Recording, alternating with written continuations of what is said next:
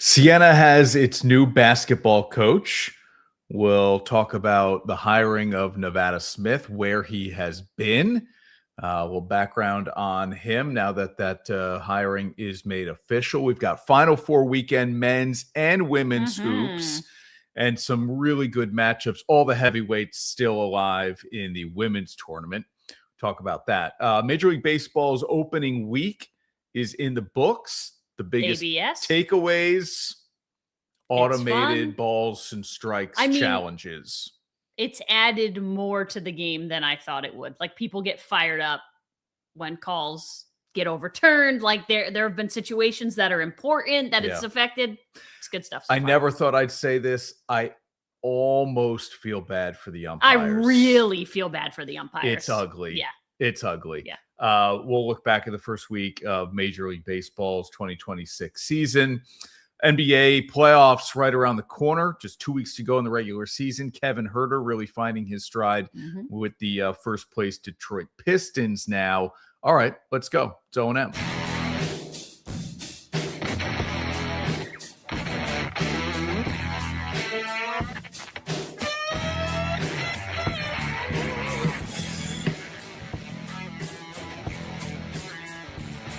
This is Onorato and Miller, sponsored by Alpen House.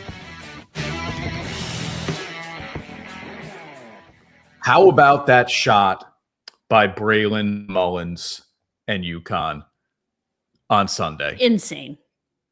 Shot of a lifetime. He's a freshman. We'll get into Final Four weekend ahead in both the men's and women's tournaments, but we start here. Maybe. Not there. Doesn't want to do it. No. Okay, we might have some real issues here. Uh-oh. Some real issues. A full the computer might be crashing. Meltdown of the computer. That's going to be a problem because we've got commercials to play. And now, Dirty, Difficult, and Done. Sponsored by Performance Industrial. All right, now maybe back on track here. Here we go. Bill Miller and his company, 40 years Performance Industrial is celebrating. How about that? Congrats. Dirty, difficult, done. Never a job that's too dirty or too difficult for that great crew to get it done. Here it is. The search for Siena's next head coach is done. It is Marquette assistant Nevada Smith. He's been a bunch of different places. All over the place. A lot of D3 on his resume. G League on his resume. Texas. D1 assistant. Marquette. So he's 45 years old, 22 seasons in basketball. Played college basketball at the D3 level, I believe. And it was really down to, after Mike Hopkins said no thanks, it was really down to Nevada Smith, and the reports were John Becker. He's never leaving Vermont. There it is. Okay.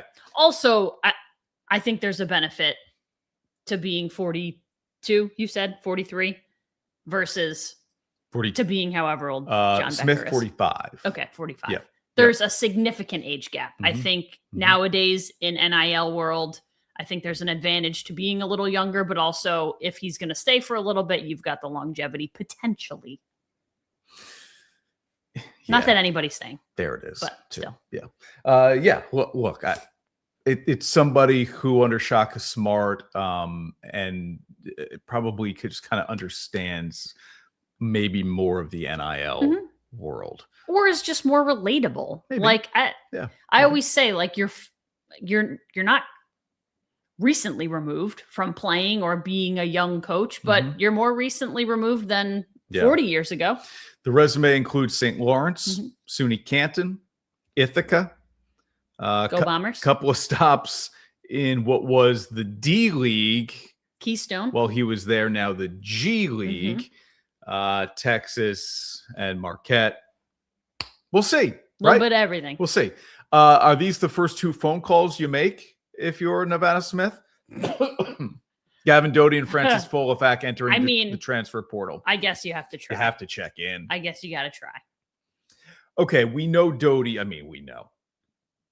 Every reasonable mind assumes Doty's going to Syracuse. I mean, if it's not Syracuse, it's not Siena. It's Folafak a Syracuse player? I think he could make the roster. Okay. I don't know that he'll play as much as he did at Siena, but I think he can make the roster. Okay. He was a freshman, 6'7". Doty makes all the sense in the world, it seems, right? Yeah. Because he's from that area and he's the darling right now of this Siena team. Tough. It feels like this guy is walking, but no worse of a situation. This guy's walking into a better situation than Jerry McNamara walked into. I mean, the cupboard was empty for Jerry. This is going to be close to empty, but you might be able to keep some character guys and some guys who know the program, who maybe aren't going to be your starters, but you may be able to keep some of them. Yeah. Okay.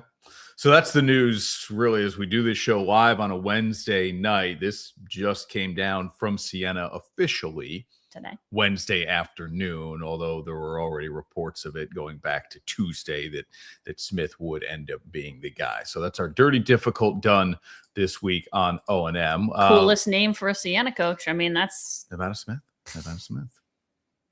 Definitely. Okay. Coolest name of most humans, probably. Yeah. Oh, most humans. I mean, very common last name, very not common first name. I think they went like the other way. They're like, Smith is so ho-hum. Let's give him a cool name. Yeah. Sam's checking in. Hey, Sam. Yes, some technical difficulties to start. Do you think I should check my phone and make sure we're like on the air? Yeah, on and processing here. On the air. Let's find out. Some Siena fans fired up about this. Yeah. And Sam says at least Gavin Doty, like we talked about, but maybe Folafak as well, going to Central New York. Speaking of, Jerry McNamara had his introductory press conference at Syracuse, and I don't know the movie well, and I really should watch it because every time I say this, people are like, how do you not know Step Brothers references? I thought the whole place, like just most of it, broke into laughter after he dropped we're going to start doing karate in the garage. Yeah. I thought it was a very interesting way to talk about your athletic director, right? Your direct boss. But there seems to be that immediate, I don't know. I mean, they're both getting hired at the same time. Here's the deal. Go ahead, say it. It's the opposite. Jerry is his boss because more people love Jerry McNamara than love pretty much anyone at that university. Yeah. That guy's coming in knowing I'm riding this guy's coattails to the top. This guy is taking me to where I need to go, not the other way around. Yeah, no doubt about it. No doubt about it. And then this quote here on your screen is partially the whole thing was so good. An answer to a student reporter who asked a question at the press conference and said, hey, I'm graduating in May. I have not seen a Syracuse team in my 4 years here reach the NCAA tournament. And part of GMAC's answer was, I came here to change that. I think he even apologized. And that's it. Like every part of that answer for me, I reposted it because it was, and I said, I'm like, this is why I think he's perfect for the job. He genuinely felt awful for this kid. He hesitated. He looked down. And I think he was almost just like, man, I don't know what to say other than I'm sorry. Like Jerry said, when you come to Syracuse, part of your experience should require that the basketball team is successful, which whether that's really close to the tournament or in the tournament, you've got to be competitive. You have to be good in the ACC. And Jerry said, this is what I'm going to try to guarantee. And he said, like, you're not backing me into a corner. I'm not going to say anything that's going to get me in trouble. I'm not going to be bulletin board guy, but this should be part of the experience is you have a good basketball team at Syracuse. For a program like Syracuse, making the tournament is the baseline requirement. Sure. 68 of these darn teams make it. Reaching the tournament, you could get, like you said, 8 or 9 ACC teams in. If Syracuse isn't top half of that league every single year, That's a real problem. That's the baseline requirement at Syracuse, is to reach the NCAA tournament. Then we can talk about whether you're a round of 32, Sweet 16, Elite 8 team. But getting in is like, nobody should be celebrating that. That's expected at Syracuse. At least it should be. I get it, but here's the deal.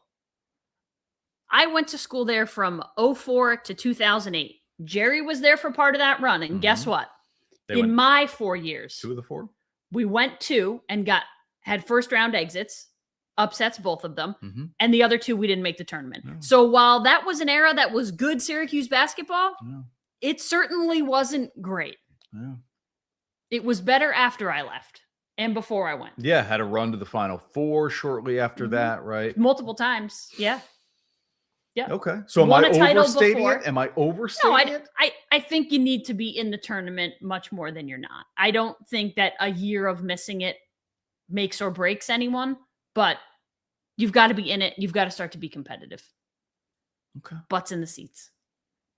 Yeah, there will be plenty of them. I mean, I don't know what the season ticket sales are doing since GMAC's hiring, but I'll tell you what, it'll be a lot more than they were last year. There were almost 17,000 people at that press conference. Like, it was insane. Yeah, that's wild. The number, that's not true, but the number of people that were at that press conference was ridiculous. And then every time he talked, people got fired up. Like, you could just tell. And there were so many, like, it might as well have been a game. Jerseys, face cutouts, signs, people, like, he was signing things for people. It was like, that would make me so uncomfortable. New Kids on the Block all over again. I guess that, and I would like to ask Jerry somewhere along the line here, when he was a junior and senior, was he able to walk campus to class? Did he have to take classes just virtually? It probably wasn't an option then. Did somebody drive him to? I don't know, right? Like, well, you can't really. There's no drivable. You have to walk. Jimmer Fredette could not walk the BYU campus. A little different, no doubt. But I can still imagine he would be. I think I only saw him on campus, and it's a huge campus, so it's not But I think I only saw him on the bus, which you take from South Campus to main campus. South would be where most of the athletes live, to main campus. I think I only saw him once. Not super rare, but not like he wasn't out at the bars. Like, he's not doing that type of stuff. Yeah, you can't do that. Yeah. You get caught in the wrong situation, you're in trouble. All right, here's the Final Four weekend again. We started it here with what a shot by UConn. I mean, so many layers to this. You should, maybe you're saying, Onorato, what a terrible turnover by Duke. Yes. What a heady play by Alex Caravan to not rush and chuck one up, and he finds his teammate, who's, farther out from the basket, but open, kind of in rhythm, if you will. And here's the deal. We were all yelling foul. Everyone in the building was yelling foul. Everyone watching on TV was yelling foul. And it worked out that they didn't foul him. They forced the turnover. Bad play by Boozer. But, yeah.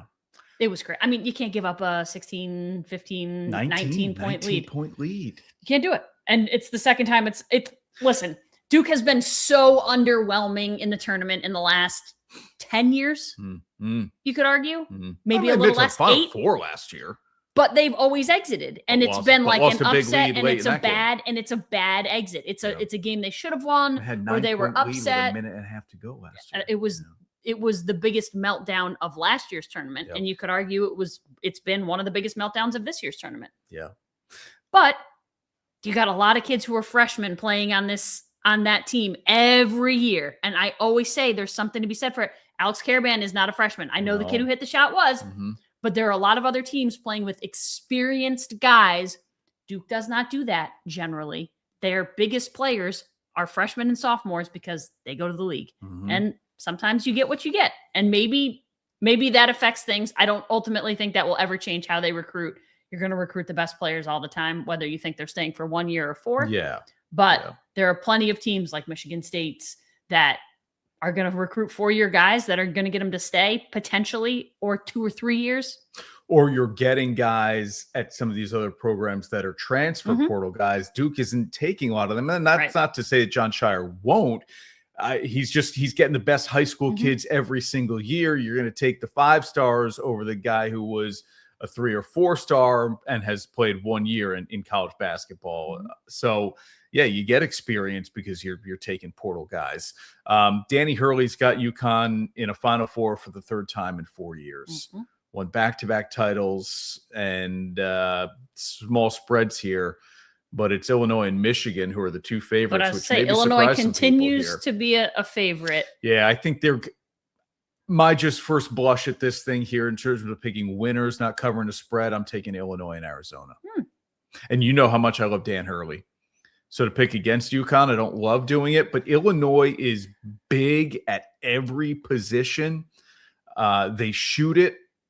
I think it's going to be tough for UConn offensively against that length of Illinois. I mean, they've continued to impress me. I think I said to you going to the tournament, I don't know that I had seen a single Illinois game. And so generally, that's a bad thing for my picks, because if I haven't seen you, then I generally don't pick you because I don't know enough about you. And I quickly learned that I was underestimating them. Well, underestimated them all the way to the Final Four. I did pick them recently because I had started to see them play, realized how good they were. And yeah, they have my They're favorite tough. freshman, You and love that kid. this is a star-studded freshman Wagler. class, and he won't go top 6, 8, maybe not even 10. He'll be at the back end of that lottery. He's 6'6". He feels tiny. Maybe against the rest of his back teammates. end of that, yeah, back end of that lottery probably for Keaton Wagler, but he is my favorite Wagler. freshman in this class. Michigan and Arizona. Arizona's been the best team all year. Michigan is right there with them as maybe a 1A. The Wolverines have blown people out all year. They've done it in this tournament as well. To me, Arizona is too good. They're young, but they have experience like Bradley, Karchenkov. Like they've got guys who have been playing for a minute. So I think these are going to be 2 really good games. Yeah, I'm looking forward to both of them. It's fun. I have been on Arizona. It was just my, at first blush, as you say, my first pick to say, okay, who wins it all? Arizona was the team that immediately came to mind. I would agree. I think Arizona, I would say if I'm picking just straight up that I would pick UConn to win. But again, that's me picking against the team I've picked against the whole time. Can I tell you, I don't fill out a bracket, but I picked a Final Four for the show. Oh, good. I only had Arizona. Oh. My others were Iowa State, Michigan State. Duke. No. Iowa State, Michigan State. So you went for Florida. Not chalk. Okay, chalk. That was the one thing I said. I told you I thought Florida was one of the most vulnerable seed. Duke just proved to not be the best overall, the top overall seed. But yeah, I like Arizona as well. Women's Final Four. Here we go. The men are Saturday, women are Friday, and all the ones get through here. Not surprising. But again, if you're into it, like good matchups here. Want. South Carolina and UConn, Texas and UCLA. And here's the deal, where it's different in women's hoops. You don't really want upsets because you're not going to get good games. You'll get blowouts. Even if you had like 3s and maybe even 2s, you're going to get double-digit games, and it's not fun. The disparity is too great. Still, and it's gotten not always. Better. It has. There have been much closer games this year, but you're still not going to get good games if you don't have all the 1 seeds in women's hoops. So hopefully these are all good. It's not to say UConn can't beat. UConn will not beat South Carolina by that game. Will be close. One of those teams could beat the other by double digits in the final if it gets there. I will take UConn and UCLA. Okay. UCLA Texas will be fun. Booker and Betts. It just feels like UConn is too tough here. Yeah, they've been that good all year long. Yeah. Oh, who do we got? What do we got?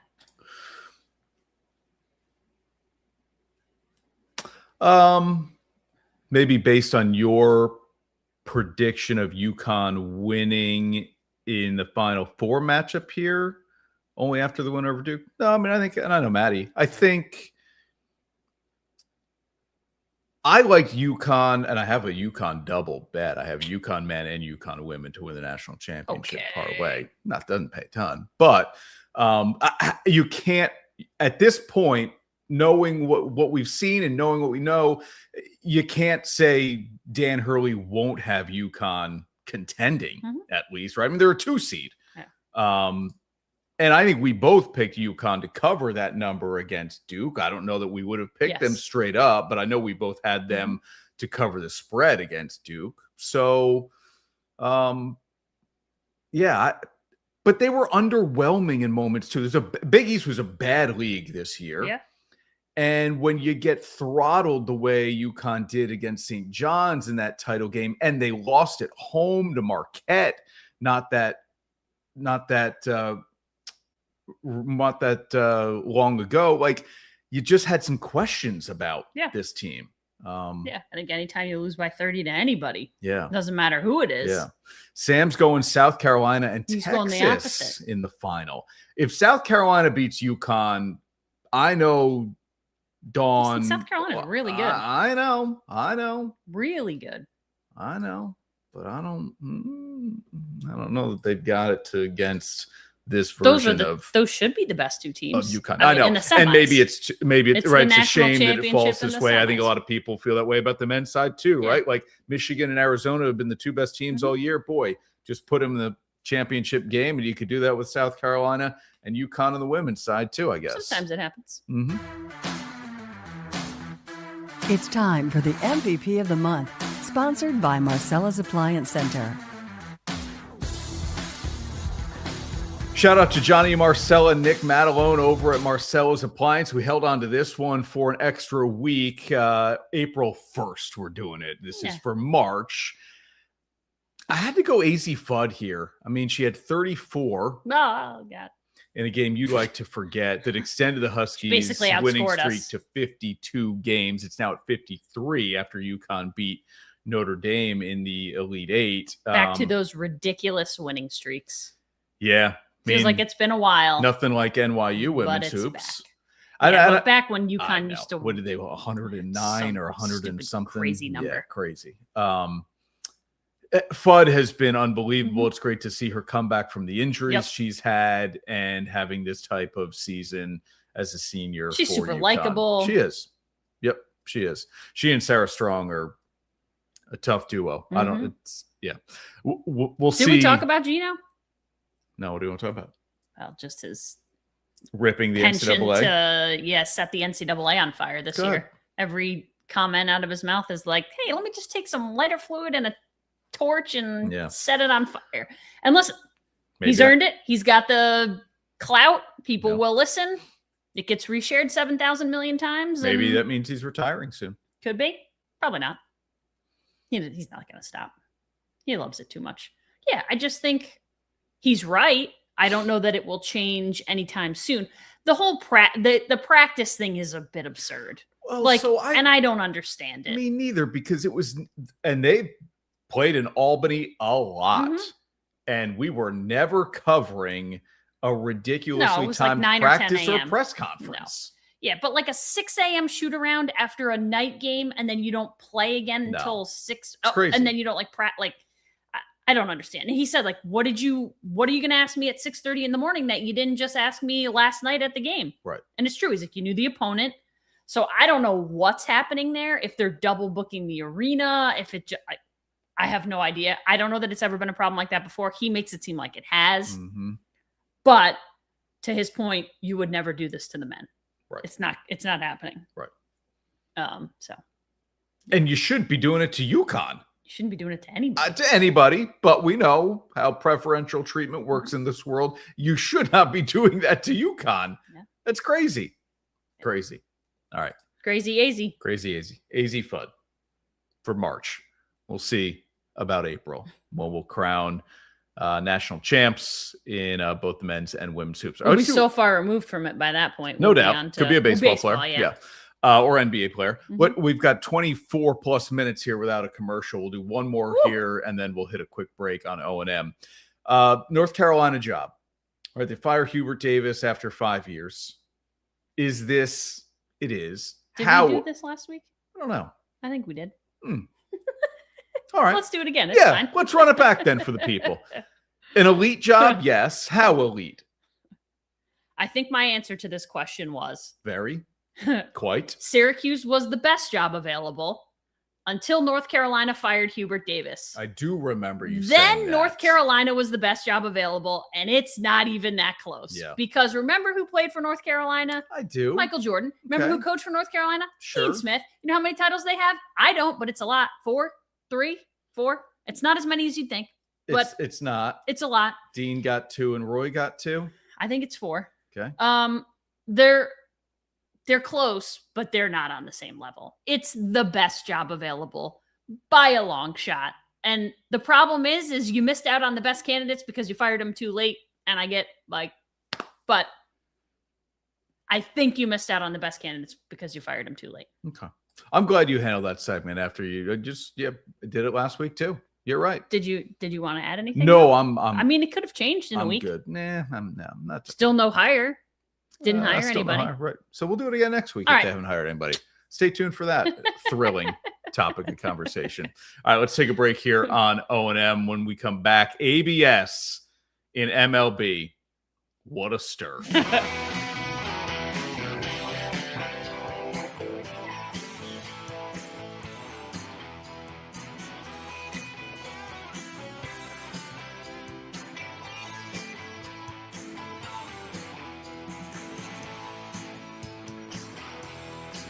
Days like this don't happen by accident. They happen on a tracker. Alpenhaus Boats, Route 30 in Amsterdam. Maybe this journey you're on has a purpose much greater than yourself. A purpose that goes beyond the field, the court, the gym. A crown awaits those who never give up. It's your time to dream again, to claim victory, and rise up. So what are you waiting for? It's time to rise. Claim your crown. And now, back to Onorato and Miller. Sponsored by Alpenhaus. All right, Major League Baseball implemented the automatic balls and strikes challenges this year. Quick rundown for the people who are just catching up a week into the baseball season. Only 3 people can actually challenge a pitch. That is the catcher, the batter, or the pitcher. Mm-hmm. Each team gets 2 challenges, but you keep it as long as you're correct. Which I like. Me too. They're not getting wrong. And sometimes teams are really correct. The other night, the Yankees started 4 for 4. And they finished 5 for 5.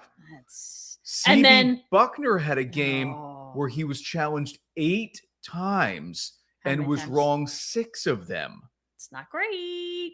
It's a very now normally you just it's not a big deal, but now they're keeping you're getting stats kept on you, which has never been done in quite this way before and quite this public a way before. Here they are as of April 1st. The batters are 33 for 53, 62% clip. Not a lot of challenges from the pitchers. But they're the worst. From the catchers, 81%. They know. Catchers. But it has to make the most sense. You're seeing it the best because you're seeing it at the point where it crosses. Like every pitcher thinks every pitch is a strike, let's be clear. But you're also, there are angles and the ball is diving. And at what point does it kind of really cross over? It makes sense that the catchers have and they're also just kind of, you always talk about it like they're the most intellectual of the players. Guys, It's why they get manager jobs. Like it makes sense to me. But you said it. I feel bad for the umpires because after the Yankees went 4 for 4 last night to start, Aaron Boone would not shut his trap. Well, he does. He just kept like, hey, how about you get it right? How about, so the more successful these teams are, the more it's just going to give them the green light to just chirp, chirp, chirp, chirp, chirp, because you have the proof that they're not doing well behind the plate. I've always said this about Major League Baseball umpiring. It is so difficult, right? Forever, as fans, we had the benefit of instant replay. And they don't. And they don't. And in some ways, it's amazing they get as many of the calls correct as they do. I know. And listen, when you watch this back, and it's a very quick process, which is nice. It's not quite as quick as the tennis challenge, but it's close. When you see some of them, I mean, we're talking hairline last night, of a difference. I saw one that was a ball by 0.1 inches, and I was like, "You got to be kidding me!" Like, just use the computers from now on, and they will eventually. Yeah. And so that's why I feel bad. Like, some of these home plate umps are going to get crushed because they're wrong by a millimeter. Like, I don't know. I think if anything, it makes me appreciate even more how many of the calls they've gotten right over the years. Now, when you get some guys like Angel Hernandez, who some days has no clue. Well, and CB Buckner is getting there. Like Buckner too. He's getting there, and his field calls are not good. I mean, he missed a brutal one. I saw one that he said the guy didn't touch the base, and he stepped right on it. So, like, if you're not watching, don't make that call. Just pretend he touched it. Like, and that's where sometimes you get in your own head or the hubris or whatever, but it's not great. Yeah. Our buddy Mike here. Hey, CB is going to take the blame for a lot, even the Red Sox. This isn't the first time they've had a tough start, and they bounced back just fine, Mr. DeMarco. Yeah. Our buddy Brian checking in. Hey, Brian. From work. We like that. Sam, throw up Sam's comment there. They don't have to wait for him to get fired. They just go get him. Yeah, Billy Donovan won't get fired. Just hire him away. He has a great relationship with Bulls ownership. He will. I don't believe he'll get fired. He just got a contract extension. Right. You'll have to hire him away. Yeah, I don't believe that. Right, you're gonna have to hope he's gonna leave the NBA. But I don't know that he will. We talked about this. I like that. Out of all of the moves, I like that the most. Yep. A couple of thoughts here from the first week in Major League Baseball. Ohtani, 6 scoreless innings in his first start, back to two-way form here. I picked him to win the Cy Young. Mm-hmm. We'll see. Good start. Okay. Slow starts at the plate for guys like Judge, Raleigh, and Ohtani. Although Raleigh had a game-winning hit against us in the 9th the other night. He did. But his numbers are, I mean, a ton of strikeouts, and Judge as well. Judge hasn't hit home run. I think Judge has 3 hits this year. 2 of them are home runs. I think he's got 3 home runs. No? I know. Okay. Max Fried's been terrific. Mm-hmm. You can check me on that. No. And Sandy Alcantara, really good for the first place Miami Marlins. How long does that hold up in the NL East? We'll see. Mets and Yanks have been off to good starts, though, here, winning games. So, My friend Kelly is a reporter for the Miami Marlins. Okay. She would love some good Marlins news. Travels all around with them. Good time. Yeah, will be enough to get people to go to those games. I don't know. Maybe not, but whatever. All right, time out here on Onorato and Miller. When we come back, we haven't talked about the WNBA's new CBA, but the season kind of right around the corner here. News on the Brianna Stewart and Sabrina Ionescu front as everybody's a free agent now. So they have made it known where they plan to sign for the upcoming season. We'll break down some of the numbers from that collective bargaining agreement.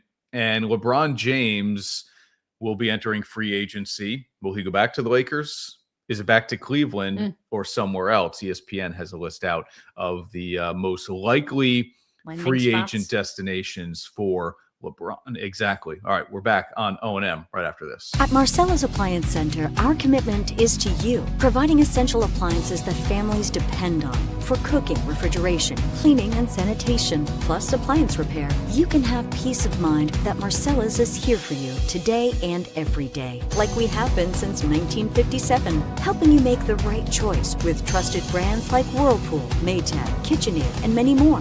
Shop Marcella's Appliance Center in-store, online, or by phone. We're here for you. You can feel it starting. Longer days, warmer nights, and you're already thinking about that first trip. Just pack up, hit the road, and see where it takes you. The best memories aren't planned. They just happen. So when the season kicks off, we'll make sure you're ready. During our spring camping kickoff, bring home a brand new travel trailer for only $127 a month. And now, back to Onorato and Miller. Sponsored by Alpenhaus. All right, back on O&M here. Let's check in with the people here. The people. Carol wants to know, are we going away for the holiday? She means Easter. We're not. We're not. We're going nowhere. Yep. I have Friday off. And this is a little bit of a smack of reality here. Oh, Carol. You do not get the week off from work. No. So maybe that's why she meant, are we going away? Because she thought I had the week off. Okay. I don't have the week off. No. I have this Friday off, which is great and more than I would have gotten in my previous Good job. Friday off, no doubt. Yep. And then next week I may take a day or two at the end of the week. But it's a nice week because I get to play catch up. It's a little quieter, so I get to get a lot done. So I will be productive and maybe take a little bit of time off, but nothing crazy. But no week off for me. No, I know. All right. This is, according to ESPN here, free agent destinations for LeBron James. What do you see on your screen that you like for him? He could return to LA. They'd have to bring him back on maybe not a minimum deal, but that mid-level exception kind of contract because of Luka's numbers. They're going to have to pay Austin Reeves. And if you want to build a contender, it's going to take more than just those three, as we've seen. He could go play with his buddy Steph Curry. He's good friends with Draymond Green. Jimmy Butler comes back from the ACL. Boy, does that make the that's Warriors like an a all-star winner? team from 6 years ago. Yeah. You know what I mean? Like, really. No, I know. I mean, maybe even longer. Yeah, but really, and it sounds crazy. Are they good enough? I don't know. Like, there are plenty of other teams now out there that just have more complete teams. They wouldn't like beat the Thunder. Spurs. They Right. wouldn't beat the Thunder. Yeah. May not beat the Nuggets. No. I don't know. Yeah. Father Time, and as good as he is, and Steph too, Father Time will catch us all. Yes. And is catching them all. Let's save Cleveland for the end here. Let's go backwards now. The Clippers. Because he would want to stay in LA, right? Like Bronny is there. They have a daughter who's 11, I believe. It's not far from Tucson, where his other son is playing college basketball. You play with that just doesn't make sense to me, other than location. Yeah, I don't love the idea. Denver, I don't see this happening, but imagine I LeBron think it's the most interesting scenario. and Jokic running the pick and roll. I think it's the most interesting scenario because it's not just Jokic. Like, that is a very good team in total. And I think adding LeBron just makes it more interesting. It makes them better, certainly, because it just gives them more options. I think that's the most interesting scenario. Okay. I think this is the most interesting Knicks? scenario. The Knicks. If they don't win a title this year, the drought continues back to the late 70s. Can LeBron go there, playing with Brunson, and maybe Cat is still around? Look, the Garden rarely needs a shot of juice and energy, but every single night, that place would be the place to be in the NBA when they are at home. I don't think it will happen. It's just been talked about so much. LeBron to the Knicks, LeBron to the Knicks.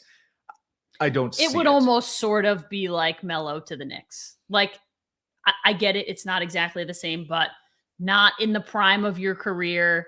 It gives you, it sells jerseys. It puts people in the seats. It gets people excited. But is it a game changer for the success of the franchise? I don't think so. I will say this. There are only two teams in the Eastern Conference on your screen right now. And the path through the East, cover your ears, Celtics fans, Mike DeMarco, is easier than trying to run through OKC, San Antonio, Denver. It just is. So that leads us to Cleveland. Maybe a third time around with the Cavs. I read that it might take like trading a guy like Jarrett Allen, which I think would be a huge mistake. Yeah. Jarrett Allen Yeah. is part of your present and future. LeBron James is part of your past.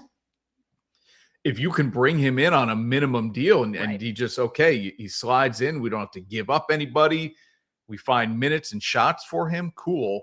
But I would not trade some of my younger best talent for a year or two just to have a reunion with LeBron. We already did it. We won a title. We're good. You want to come back and humble yourself to have a one more run with your hometown team and then retire? Cool. But you have to do it on our, we have both times around done things on your terms. You want a third run, you do it on our terms. I think that's fair. Is how I would play that if I were the Cavs and potential reunion with Cavs. LeBron. Okay, let me do some of this here before. The drama of LeBron, as Jim says, of course, it would kind of sell. what I said. Do they need him? Maybe. Yes and no. Like, they don't need him to sell tickets. No, that place is sold out. Mm-hmm. But they're not good enough now, right? As currently constructed, they're not good enough. I'm not saying LeBron puts them over the top, but he's not going to hurt them, I don't think. No, I don't think so either. But I don't think he makes them better. At this point in his career, I don't think he's making any team significantly better unless it's a really bad team. He's still very good and better than any 41 2-year-old should ever be on an NBA court. But he's not a game changer. He's not a franchise changer in the way he was. He's a game changer. He's not a franchise changer. A lot of don't need LeBron with the Knicks. Okay. Yeah. Pretty good. Yeah. Brian asks it as well. And that second part of what Brian's saying here, it's why anyone would do it, is what LeBron would be chasing. To be able to say, I brought Cleveland a title. I got the Knicks a title. It would be that chase. Yep. He's not the first superstar to talk about that, and he won't be the last superstar to talk about it. People, I think, are just, and I'm surprised, even a guy like Steph Curry hasn't been go to New York and win. If you could bring that franchise a title, it'd be like bringing the Jets a title, except they've had more success. They've had success more recently. I hope, and I don't think he will, but even if they never really contend again, I hope Steph never plays for another team. I love the Warriors. I know. And that's it. And there's something to be said for being known for being with one team. And I'm not saying it has to be everybody. No. It's a very different age in professional sports, and I'm okay with that. It's a very unique club. But when you can be one of those people, to your point, that small club, boy, I hope. Yeah. And even if it's, here's the deal. I don't know how many people remember it, but there are certain guys who, whether or not I'm going to remember this correctly, okay, let's play the game. Well, Tim Duncan and David Robinson are two guys who spent their careers in San Antonio and who you remember for that. Obviously, there were titles. That helps. But there are certain guys who you think of, and even MJ, while he's known as a Bull, people will talk about him going to the Wizards and him playing for the Wizards. So it's just so unique. Bird, Magic, one franchise. Those clubs are so small, especially nowadays, that I think there's something to be said for it. It's a little bit like a badge of honor. And I don't know many guys that are willing to do it.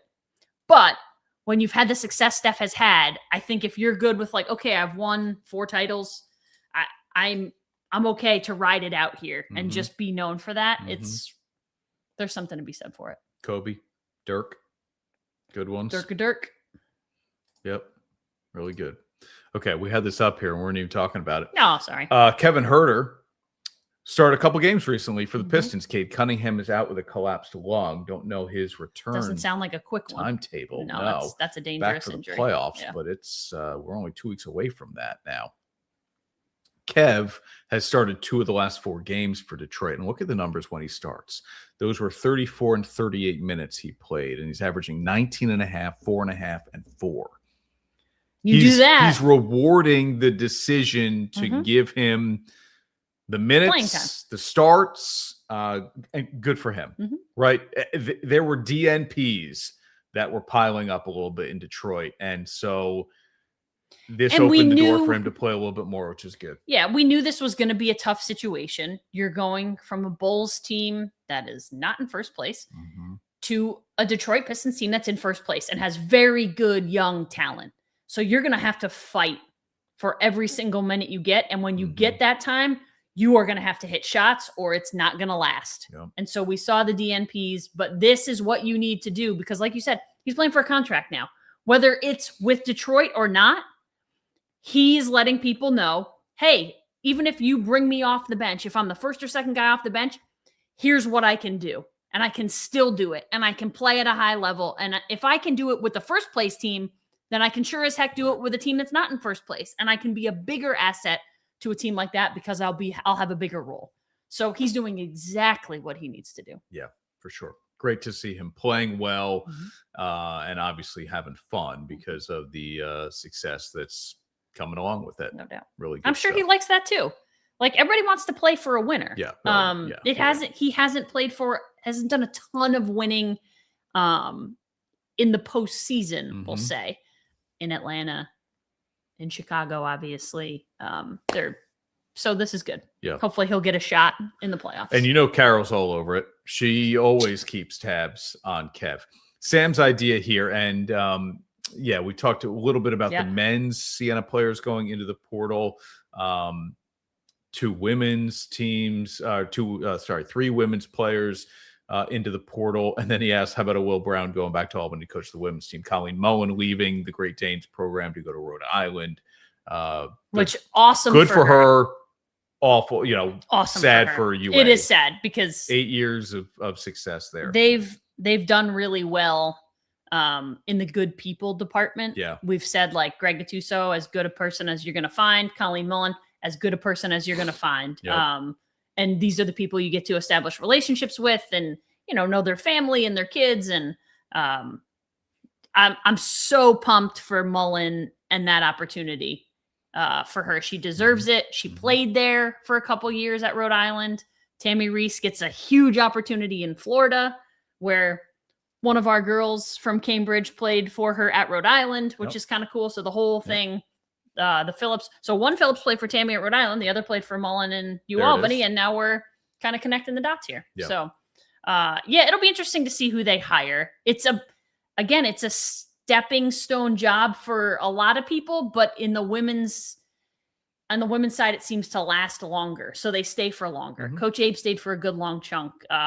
Coach Mack was the only one who didn't. Yeah. She just lost her job at Boston College, but she was there for 8 years after 2 at UAlbany and 8 more for Coach Mullen, who gets a shot at Rhode Island. Yeah. Yeah. So cool. So Will Brown, I don't know. Right. He's the name there was talk about continues to come up. Obviously because of him at St. Rose, but I guess wouldn't be unheard of. My guess is not happening. Right. It won't. Yeah. All right. Let's take another break here. When we come back, we will talk about the new CBA agreement in the WNBA. Some big wins for the players. But the owners are hanging on to a good chunk of that revenue, which was to be expected. All right, we're back on O&M in a minute. Ready to make waves this season? For 2 days only, April 10th and 11th, get $500 in accessories and apparel with any 2026 PWC model purchase. That's right, gear up with Sea-Doo and save big on your next ride. And get up to $1,500 off remaining 2025 Sea-Doo PWC models. These exclusive offers are available at Elfin House Boats during the Make Wave sales event. Don't miss this opportunity to maximize your on-water experience for less. Certain conditions apply. See dealer for details.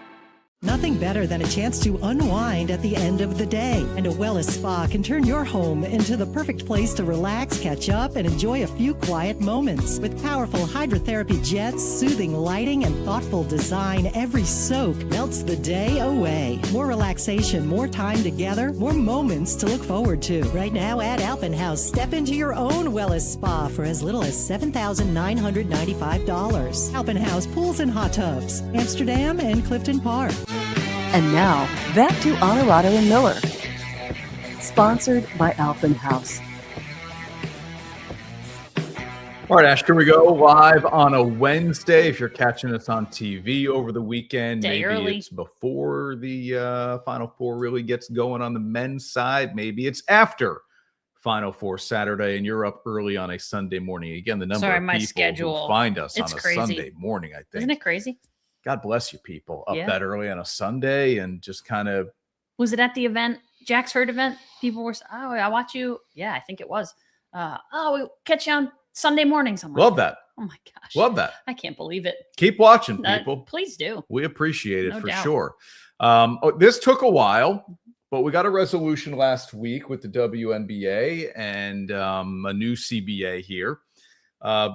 That 20% player revenue share is a big increase, which will tell you where this thing was. It's still not even close to, like, when you look at the NFL, it's like almost a 50-50 split.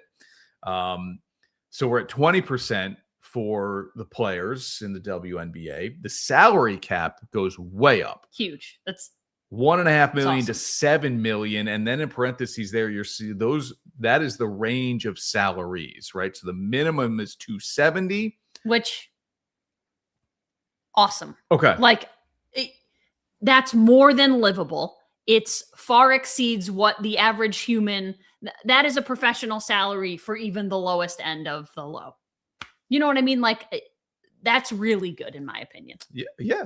You don't need another job. You can just play basketball. Right. You don't have to go to And Russia. you don't have to go in the anywhere off else. season to play. You can still. You want to go make Yeah, some money in the no. off season? Go for it. You don't need another job. But I'm with you. Now, the best of the best may make upwards of $1.5 million. Good for them. Absolutely. And travel, right? Every team will charter. We've got expansion coming to the WNBA. And WNBA is doing just fine. There's no doubt about it. Finally, who would have thought that sentence would ever come out of my mouth? Like if I'm talking 10, 15 years ago, I would have never in a million years thought like, oh, yeah, the WNBA is doing great. And this isn't built on some of it's built on the backs of the NBA, but Not really. But I mean, some of the TV, the media rights stuff is coupled with the NBA, which is a huge revenue generator for the league, and that's okay. Yeah. But this happened on its own. These players now. This was organic. Yes. This was self-driven. This was done by players, whether Caitlin Clark included. Yes, she wasn't in the WNBA at the time, but women's sports, the whole of it, it was manufactured from within. Yep. Like nobody has to give credit to the NBA for this one. Stewie and Ionescu say they're going to re-sign with the New York Liberty. Yeah, love Good that. news there. Yep. We'll see if Jonquel Jones comes back as well. And they've got some other players too that they probably like to keep as part of the core, but they need a little. else. Yeah. It's a very competitive league at the top. Yeah, no doubt. That just those three, which won them a title not long ago, was probably not enough right now. So we'll see what happens there. Yeah. No, that's all awesome. I mean, the improvement's drastic. And I know you say like, well, the NFL is 50%. This is a good start. Like we're talking significant amount of money for revenue share. Yeah, no doubt about it. All right. We haven't spent any time on this yet this week. We Tiger have not. Woods was the news of when did I sat down and met you somewhere and you said, did you see that Friday night? About Tiger Woods, because my dad texted me about Tiger Woods flipped a car. I'm like, Yep. what is happening? Yep. Yes, was arrested on suspicion of DUI, not alcohol related. We know the litany of surgeries he's had over the years and the drugs and medication that can come along with some of those No doubt. Procedures, major surgery, and big injuries. The and people who can't chronic seem pain. to shake some of those drugs and medications in a way. And so we'll see what happens here in terms of if there's a guilty plea of any sort in court or anything like that. What we know is he's not playing golf anytime soon. Okay. And this is what he needs is help. And he understands it. He's stepping away for a period of time to seek treatment, focus on my health. He understands it because he flipped his car.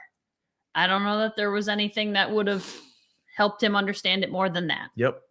And it's not the first time. It's not the first time. Yeah, and here's the deal. He is battling some stuff. Yeah, for sure. And here's my thing. Do whatever you want. No one can afford a driver more than him. Yeah. So even if you have a problem and you know about it and you're living with it and whatever, just get somebody to drive you everywhere so you don't put anybody else in danger. Yeah. And that's the thing. Like, we can't all afford drivers and make the same decisions you can. You can afford anything you want. So hopefully he learns. Yeah. And gets well. Yeah. Both. I did think, though, think about and this is amazing to think, and last Masters run aside, think about what a 10 to 15-year-old golf fan thinks of Tiger Woods compared to what we think of Tiger Woods. Yeah. And our saying maybe our judgment is skewed now and how we think about him is different. But when we were 10 or 15 or 20, what we thought about him versus how a new young golf fan thinks about him, they don't know anything about his success outside of that one Masters run. They know him for crashing his car once. They probably don't even know the fire hydrant thing with Elin. They probably don't know that. They're too young. Yep. But that was 09, crashing his car and then flipping his car. Yeah. They know those three things. They know what a disaster he is, his mugshots, and then they probably look at him and say, that's the guy that everyone calls the greatest of all time. Yeah. It's kind of hard to believe. Yeah. But it's sad. Yeah, you're right. I mean, like, I can remember. I watched him win like, so many of these. So much of it was so ferocious. So I can still remember that, and those are my overwhelming memories and thoughts of him. But you're right. If somebody said, when's the last time he won prior to 19? Oh, it was 10, 11 years. Yeah. He's the and even in our lives, like. We get it. He's not going to be known the way he should because of all this stuff that has happened. Like he should be the Tom Brady, and though there will certainly be things that knock him down, he's still going to be the greatest golfer ever. And that's just kind of what it is because of his dominance. But there's so much that's going to tarnish that. Well, I think it doesn't stack up to it really helps people put Nicklaus still at the top. Yeah. For a lot of people, I think they say. Yeah, but look at the Nicklaus has the final numbers. And Tiger really derailed his career. Yeah, and Nicklaus didn't have any of that, but Nicklaus didn't live at the same time as Tiger did or succeed in the same times as Tiger did. Yeah. It's fascinating stuff. Yeah, it's a great question about younger generations and how they'll think of they'll Tiger. Never view him like he's kind of just like the brand now. Not necessarily that, right? It's like if you never really saw Jordan play and win at the level he did, you know him for his business success, Tiger, the brand and the personality, but you just know him for doing bad stuff. Yeah. Which is unfortunate. It's too bad. Another look here at the Final Four, right? I'm taking Illinois and Arizona. Ash? UConn, Arizona. Okay. UConn and Arizona. I think we've got two good games lined up here either way. Hopefully a fun national championship game as well when we get to Monday night. Have a great weekend, everyone. We will see you next week on Onorato and Miller.